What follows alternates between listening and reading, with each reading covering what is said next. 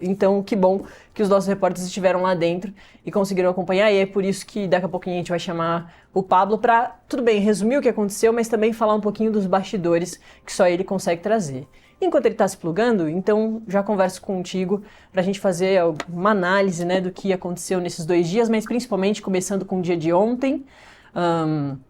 Você já falava isso ontem, antes de começar o julgamento, que as sustentações que mais chamariam a atenção, ou que teriam mais atenção, seriam as do ex-presidente Jair Bolsonaro e do ex-ministro, que inclusive chegou a ser na chapa do ex-presidente Jair Bolsonaro lá em 2022 para ser vice dele, né, o Braga Neto, o general Braga Neto, uma pessoa extremamente ligada ao ex-presidente, que durante o governo foi muito ligada ao ex-presidente, ocupou ali 2 vagas importantes no governo, enfim. E realmente foram os depoimentos que mais chamaram a atenção, as sustentações que mais chamaram a atenção.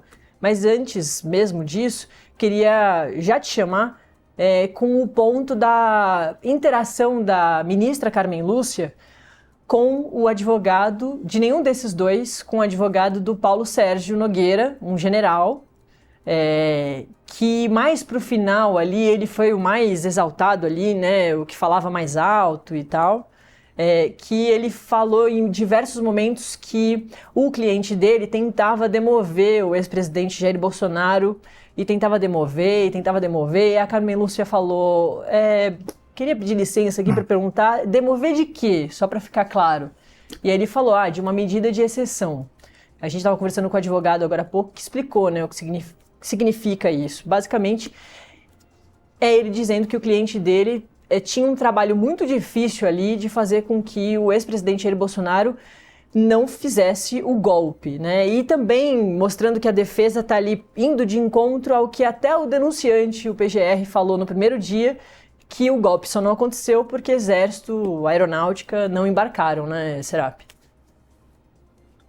Isso, eu acho que tanto na defesa do ex-ministro da Defesa, Paulo Sérgio, como do ex-ministro da Casa Civil, o general Augusto Heleno, a gente viu ali uma tentativa deles de se afastar da figura do ex-presidente Jair Bolsonaro, né? Os dois falaram ali, o próprio advogado, o Milanes, que já esteve aqui com a gente no Acorda Metrópolis, falou que depois ali da eleição houve um afastamento, enfim. Mas o mais contundente mesmo ali, e muito amigo, né, Natália, foi o advogado do Paulo Sérgio, né? Ele repetiu algumas vezes ali, e daí a Carmen Lúcia, a ministra Carmen Lúcia, de uma forma inteligente, questionou ele, e ele jogou o ex-chefe do cliente dele aos leões ali, dizendo e confirmando que realmente o Jair Bolsonaro queria ali uma medida de exceção. É muito interessante, numa fase dessa do processo penal, cada advogado vai defender o seu cliente, né? É difícil num momento como esse ter uma defesa em grupo ali, né? Então o que a gente viu foi o advogado do Paulo Sérgio defendendo o cliente dele, mas para isso colocou o ex-presidente Jair Bolsonaro numa situação complicada. Eu achei interessante também, Natália, eu acho que basicamente ali todas as defesas têm algo em comum ali, as de ontem, né? Que foi esse ataque à delação do Mauro Cid, né? Todos falaram muito disso. A defesa do Braga Neto, o advogado José Luiz de Oliveira Lima, bateu muito, né, na delação do Mauro Cid ali, que é um foco de todas as defesas. A defesa do Bolsonaro também bateu um pouco nisso. Mas pelo que eu entendi ali, a defesa do Bolsonaro, tanto o Celso Vilardi quanto o Paulo Amador Bueno, eles tentaram ali se afastar de algumas coisas, né? Primeiro, aquele plano de assassinato, né, que ficou conhecido como Punhal Verde e Amarelo, e também um pouco ali do ataque do 8 de janeiro, né? A defesa do Bolsonaro tentou muito colocar o ex-presidente longe desses fatos aí e mostrar que a Procuradoria-Geral não apresentou provas que ligassem diretamente o presidente a isso. Eu acho que esse foi um ponto interessante da defesa do Celso Vilardi em relação ao ex-presidente. E agora eu acho que na próxima semana a gente vai ver se teve algum efeito nos votos e para os ministros essa argumentação. Uma coisa que eu achei interessante também, voltando à defesa do ex-ministro do GSI, o general Augusto Heleno, o advogado Milanes, ele faz uma apresentação ali e ele fez um cotejamento de perguntas ali. Ele tinha como foco mostrar como o ministro Alexandre de Moraes é muito atuante, né? Aí ele fez ali um levantamento de todas as perguntas que foram feitas ali para as testemunhas e mostrou que em algumas testemunhas o ministro Alexandre de Moraes faz mais perguntas que a própria Procuradoria-Geral da República, né?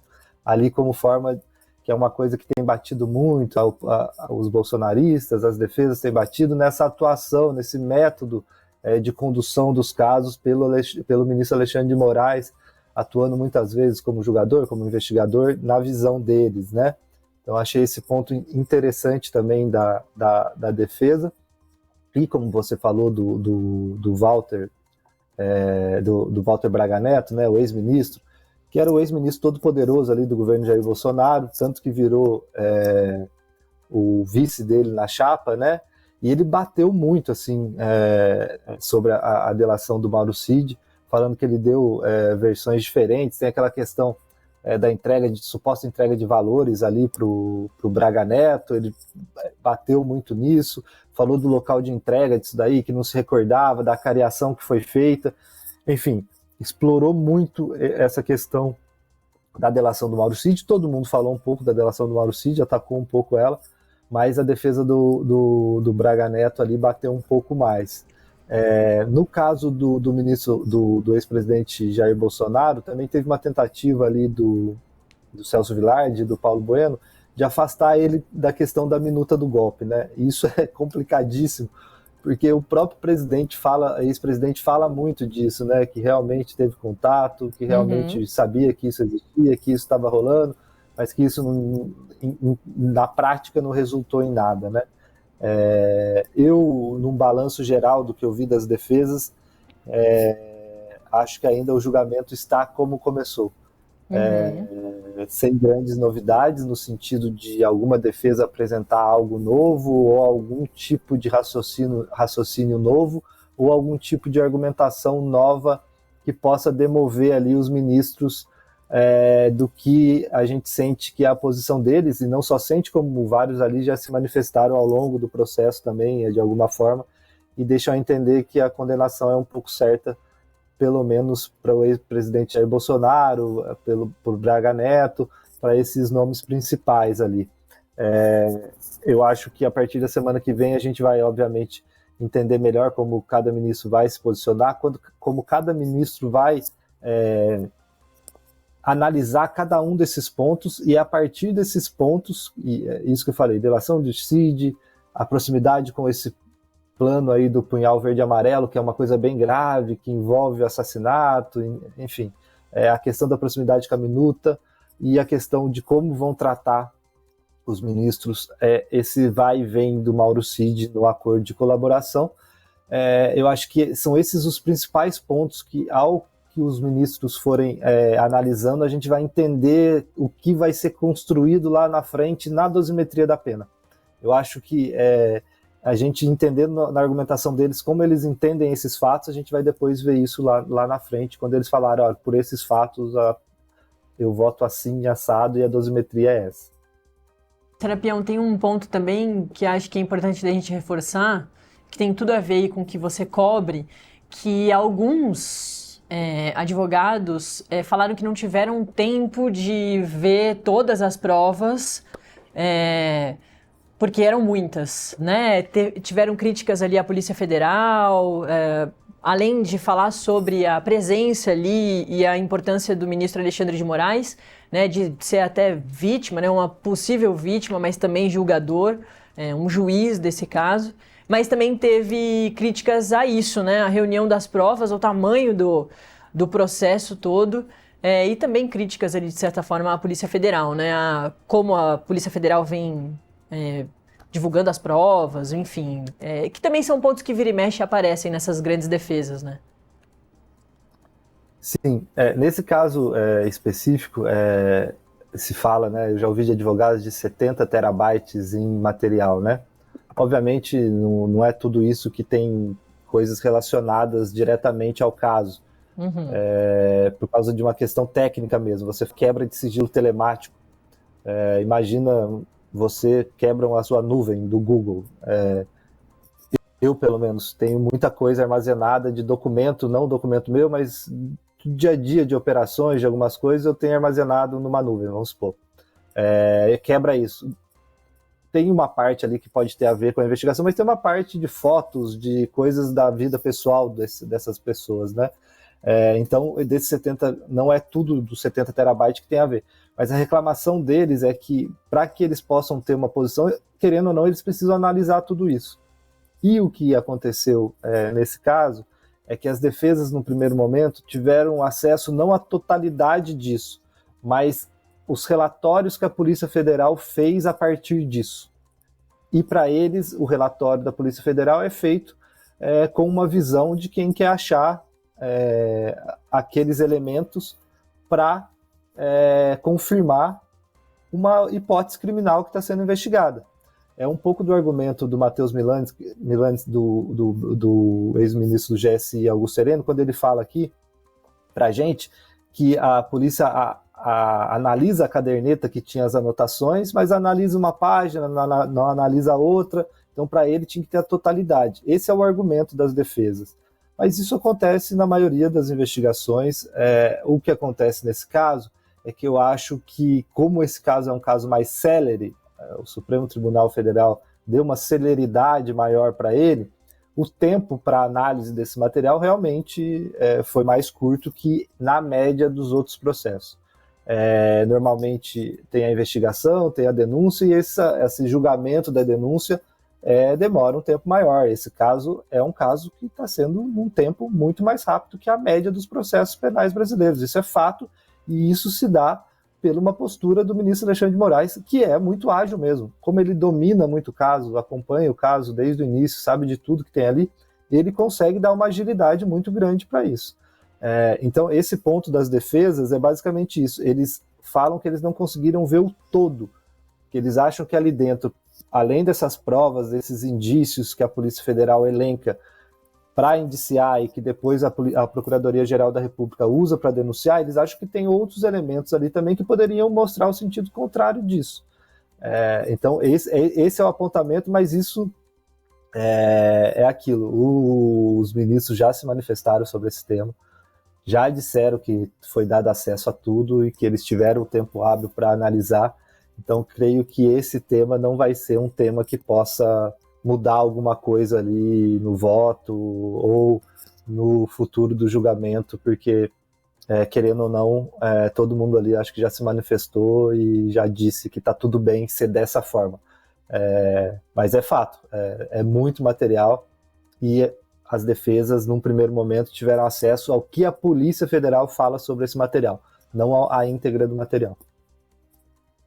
E falando em acompanhar o processo, até Luiz Fux, né, esteve nos interrogatórios, acompanhou, fez perguntas ali nesse momento que é mesmo para isso. Claro, estava na abertura do julgamento, todos os dias do julgamento até aqui, e deve apresentar o seu voto na próxima semana, talvez na quarta-feira, se der tempo, ou até mesmo lá na sexta-feira, porque a gente conversou com o advogado mais cedo, que diz que acha que o voto do ministro relator, que é quem começa a votar, que é o ministro Alexandre de Moraes, deve durar o dia todo ali da terça-feira, e que deve ser o voto maior, mesmo como geralmente né, porque o relator apresenta ali tudo que acha que deve acontecer com cada um dos réus, inclusive as penas ali, né, que ele acha e como eles devem cumprir essas penas em caso de condenação. Aí depois, na ordem, vem o Flávio Dino, aí vem Luiz Fux, Carmen Lúcia e termina com o presidente da primeira turma, que é o Cristiano Zanin, que também é uma situação emblemática desse julgamento todo, porque era o advogado do presidente Lula lá atrás, quando ele foi preso, né? Então tem aí, portanto, essa sequência lá na próxima semana, terça-feira o dia todo, quarta-feira de manhã e sexta-feira o dia todo. Eu até perguntei para o advogado se ele acha que vai dar tempo disso tudo. Ele acha que... Ele desconfia que dê tempo de absolutamente tudo, porque por ser um julgamento, inclusive, inédito, né, para a democracia, Todos os ministros devem querer falar, né, Serapião? Eu creio que sim, né? Não sei se há alguma conversa interna entre eles lá, mas eu creio que todos vão querer mostrar seu conhecimento jurídico sobre o caso e ler seus votos ali. Eu acho que a depender de entender se alguns vão ler inteiro ou ler apenas um resumo sobre ele. Eu acho que o ministro Alexandre de Moraes deve ler o dele mesmo, né, inteiro, talvez. O dele, creio que deve ser o mais longo mesmo, porque é quem vai pontuar tudo que pode ser analisado pelos outros colegas, mas creio que não deve haver novidade, né? Acho que depois de tanto tempo não vai ser agora que Alexandre de Moraes vai mudar sua posição sobre esse caso, e acho que a grande expectativa mesmo é em relação ao ministro Luiz Fux, né? Os bolsonaristas aí, os apoiadores do ex-presidente Jair Bolsonaro, têm uma pequena esperança ali em relação a ele. Ele acompanhou as oitivas, como você falou, acompanhou agora as defesas, e ele, até nos julgamentos do 8 de janeiro, tem tido uma posição ali um pouco diferente, já se manifestou também no próprio julgamento da trama golpista algumas vezes ali, que deu a entender que ele tem uma visão um pouco diferente, principalmente em relação à pena, né, em relação também à delação do Mauro Cid. Ele tinha feito alguns questionamentos ali, agora a gente vai entender no voto dele se ele já se convenceu ou se para ele ainda tem algumas dúvidas ali sobre como se deu esse processo de colaboração premiada. Então eu acho que vai ser interessante, né? Não vejo espaço para grandes novidades, como eu falei, mas vai ser interessante ver como cada ministro vai construir o seu voto e construir a sua argumentação no sentido de condenar ou não essas pessoas, e também entender se algum dos denunciados ali vai conseguir ser absolvido, né? Eu acho que também tem uma expectativa ali. Eu conversei com algumas defesas e tem alguns que acham que ainda dá para escapar, né? Pelo que eu acompanho desse caso, não vejo muito espaço para isso, né? Pelo menos pode ser que tenha algum com uma pena bem menor ali e tal, mas acho que o espaço para uma absolvição é pequeno, né? E também a outra dúvida ali em relação ao Mauro Cid, né? A saber como os ministros vão se posicionar sobre os benefícios que ele pode ter ali na pena por causa de ter sido um colaborador premiado. E aqui é uma questão muito... Eu lembro, obviamente, esse debate sobre colaboração premiada se arrasta, né, desde Lava Jato. É um benefício que sempre esteve, de alguma forma, no nosso ordenamento jurídico, mas a partir de 2013, com a Lei 2.850 de combate à organização criminosa, aí ele foi mais explorado e delimitado como se daria. Por causa do uso dele na Lava Jato, a gente voltou a debatê-lo, o STF voltou a debater, teve uma briga no auge da Lava Jato entre o Ministério Público e a Polícia Federal, o Ministério Público dizendo que só ele poderia fechar acordo, a Polícia Federal dizendo que ela também poderia, o Supremo se manifestou sobre isso e disse que a Polícia Federal pode fazer. Isso no contexto de que a Polícia Federal tem um entendimento diferente do que o Ministério Público tinha naquele momento, pelo menos, né? Como faz tempo que nos manifesta, a gente não sabe se ainda o comando do Ministério Público tem essa mesma visão. A visão da Polícia Federal sempre foi que a colaboração premiada, como diz a lei, é um meio de obtenção de prova. Então ele não é uma prova em si. Então o cara vai lá, Mauro Cid, vai lá, presta um depoimento, ele não precisa apresentar, óbvio que se ele tiver alguma prova, se ele tiver algum elemento ali de prova e entregar, isso é importante. Mas cabe à Polícia Federal, por ser um meio de obtenção de prova, usar aquele depoimento, aquela fala, e a partir daí a Polícia Federal produzir as provas.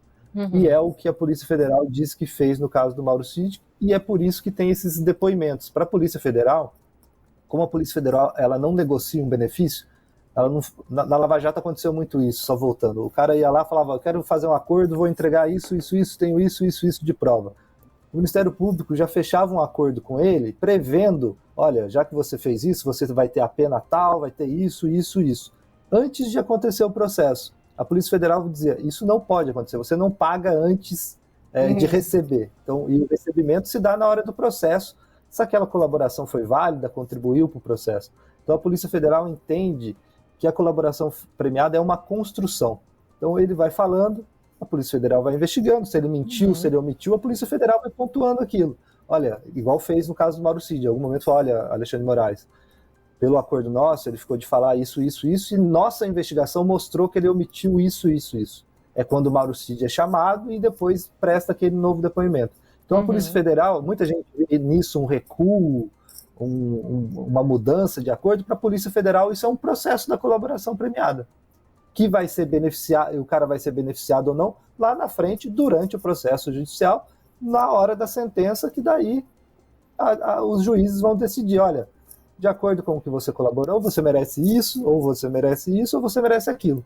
E no caso do Mauro Cid é isso que a gente vai ver. A polícia, o que ele esperava desse acordo é que ele não teria uma pena acima de 2 anos. Isso porque, com a pena abaixo de 2 anos, ele não perderia patente, não teria o julgamento militar ali, né? A Procuradoria-Geral veio no sentido contrário e falou, olha, você não foi tão bem assim, você não ajudou muito, então a pena que eu quero não é essa mínima. Então a gente vai entender agora como os juízes, os ministros vão tratar isso. Mas isso dentro de um contexto de um debate teórico sobre como é a delação premiada, e a gente viu ao longo da questão do Mauro Cid isso. Ele deu 8 depoimentos, né? Para a Polícia Federal, isso é normal, porque não é ele que está produzindo as provas, é a Polícia Federal que está produzindo as provas. Então, para quem não acompanha muito no dia a dia, parece, obviamente, tem uma contaminação do debate político, da polarização, e daí isso é utilizado, ele foi coagido, e as defesas estão utilizando isso, né? Foi coagido naquela audiência com o ministro Alexandre de Moraes, isso vai ser debatido, isso vai ser analisado, e é importante que isso aconteça, né? Mas a própria defesa diz que não, ele não foi coagido, ele fez porque ele quis. Então, acho que esse é um ponto também, entender como a delação do Mauro Cid vai ser tratada, até como um parâmetro para a gente entender nos próximos processos a questão da delação premiada, que, como eu disse, já vem de Lava Jato, já vem de um processo aí, quem acompanha os casos criminais sabe que esse tema tem sido debatido em vários processos. É isso, falando em debate e dos ministros, da PGR, do ministro Alexandre de Moraes, vamos conversar agora, sim, com quem esteve perto de todas essas pessoas, inclusive dos réus, ao longo de todo esse processo.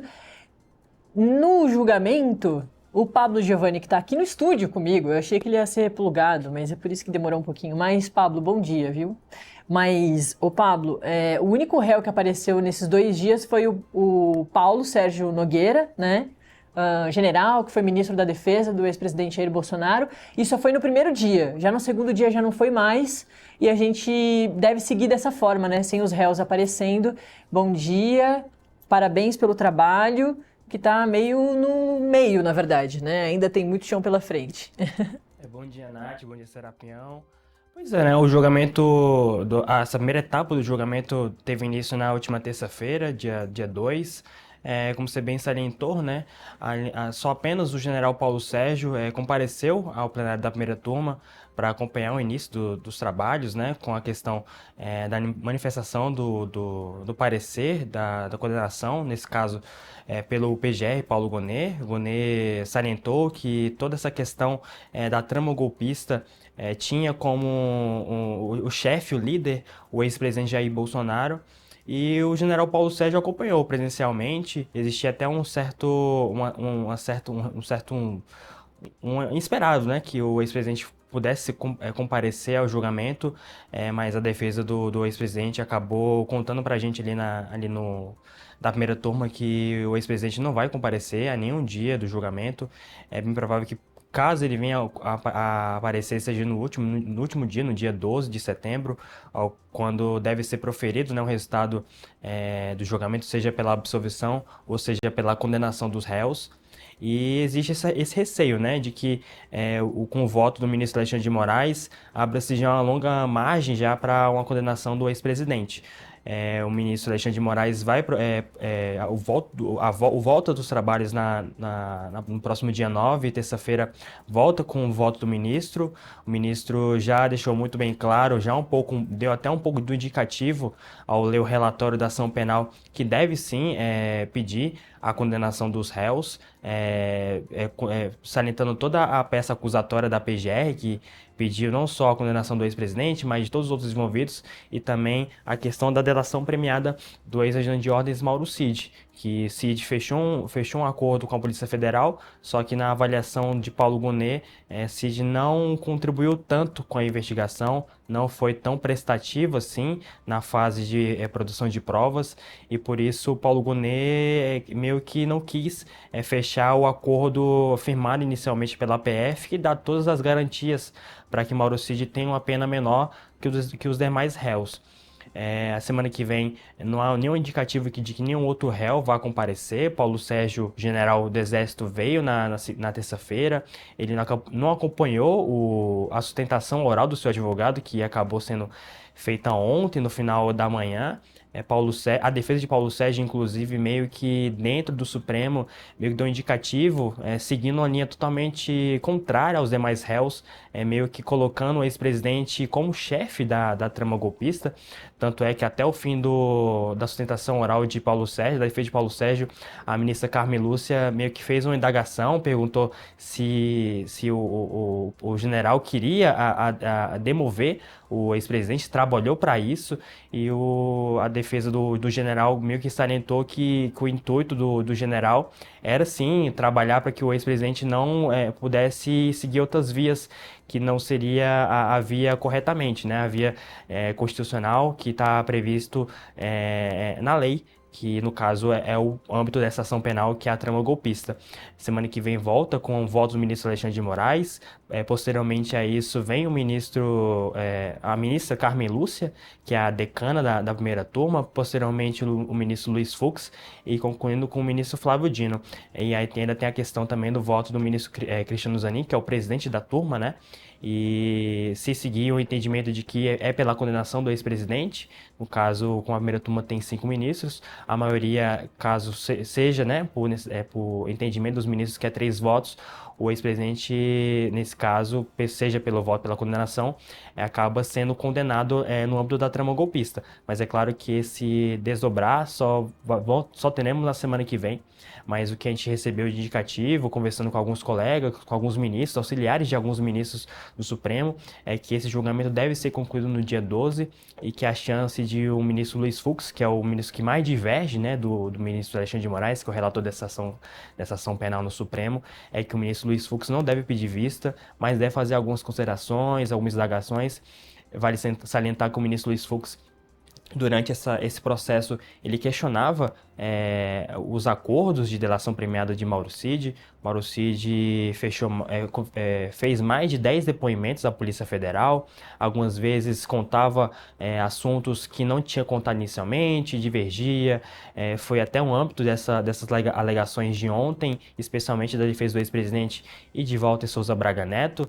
Braga Neto, inclusive, a defesa que é patrona da defesa do general, que é o advogado Juca, né, conhecido no mundo jurídico, ele até salientou que o cliente dele, o general, está preso por uma delação ao qual o Mauro Cid acabou lembrando ao decorrer do processo, de que o general tinha entregado dinheiro ao ex-ajudante de ordens para financiar uma tentativa de golpe de Estado que previa o assassinato tanto do presidente Luiz Inácio Lula da Silva quanto do seu vice, Geraldo Alckmin, e claro, também do ministro Alexandre de Moraes. A defesa ontem sustentou que Mauro Cid meio que tem uma memória seletiva, que só lembra quando é pressionado, que é colocado numa situação que não é confortável, e a defesa questionou isso ao Supremo, aos ministros, especialmente ao ministro Luiz Fux, que tem essa questão de ser mais combativa a delação de Mauro Cid, de que o ex-ajudante de ordens de Bolsonaro meio que tem uma memória seletiva, só lembra quando quer,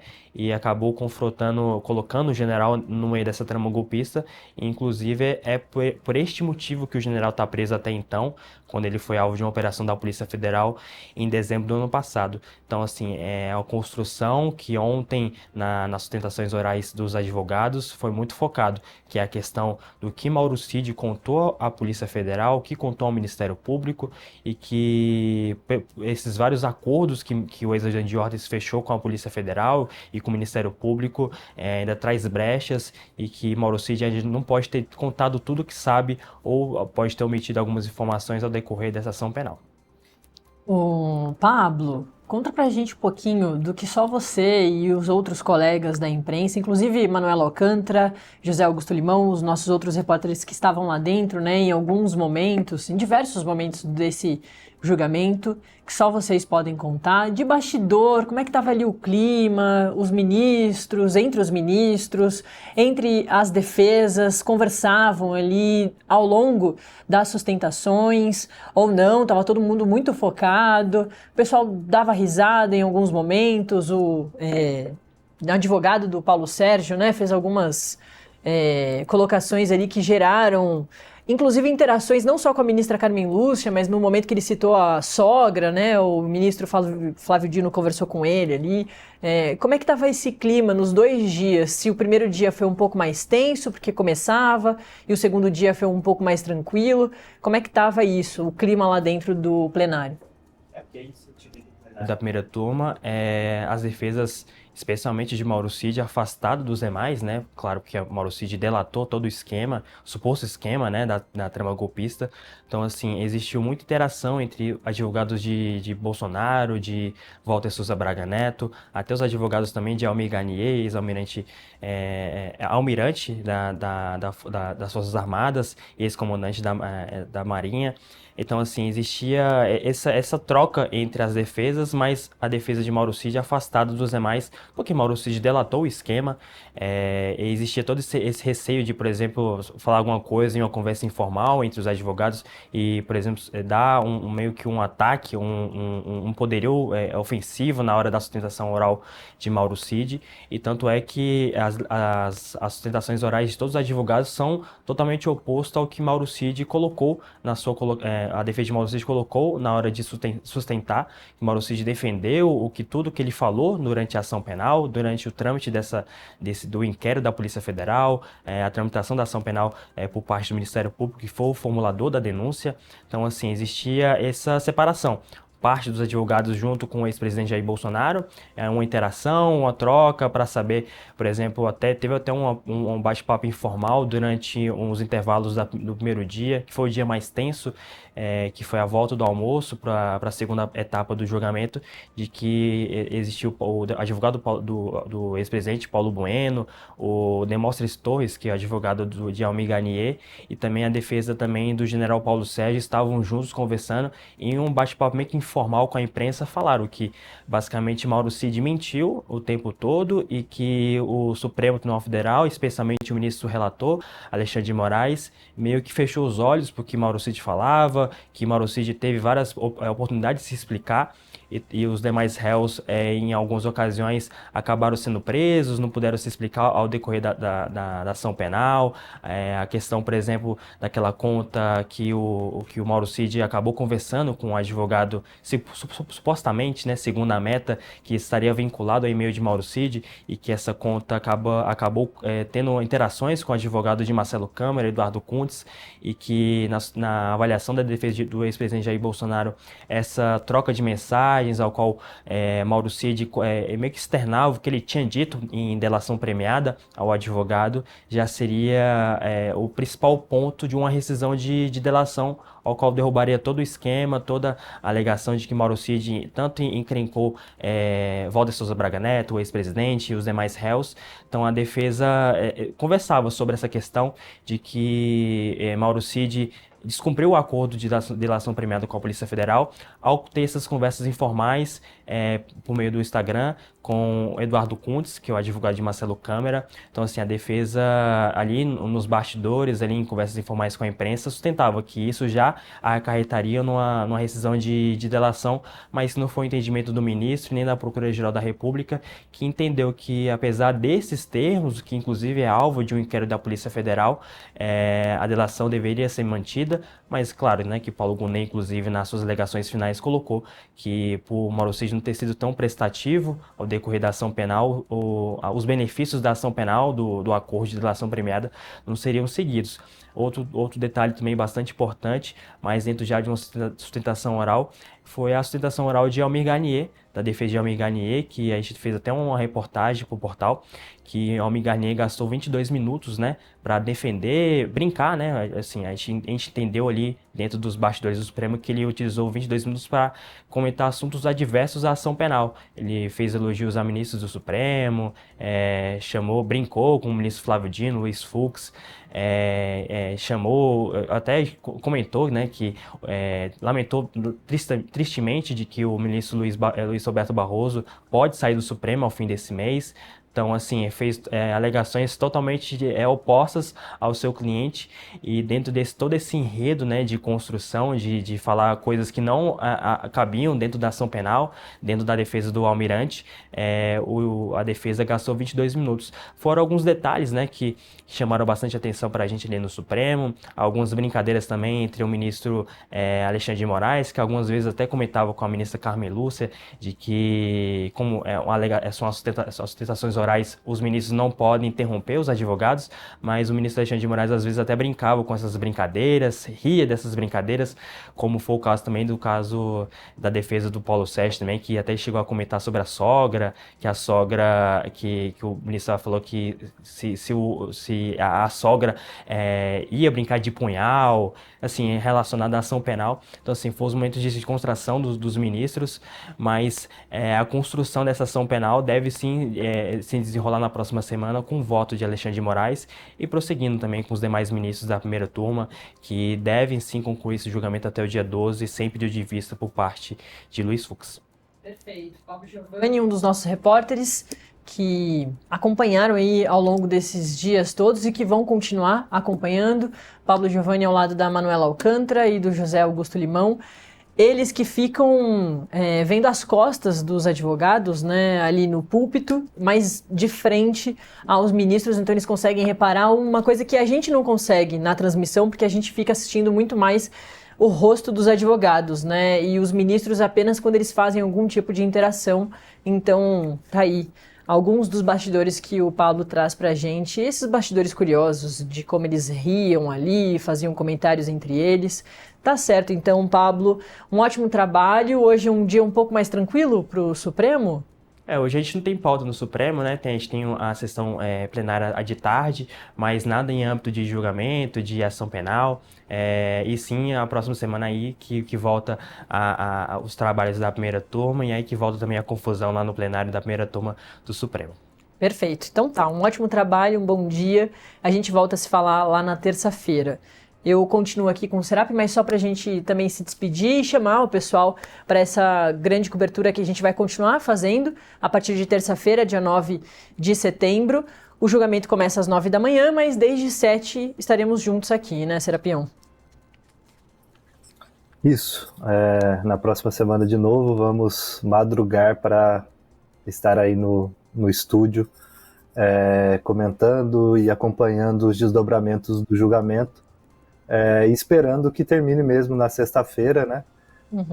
Para a gente entender qual vai ser o desfecho desse caso que pelo menos eu acompanho desde 2020. Exatamente. Então tá bom, Fábio Serapião. Um grande abraço, valeu e até a próxima semana. Abraço, até semana que vem. Tchau, tchau. Fábio Serapião, nosso colunista.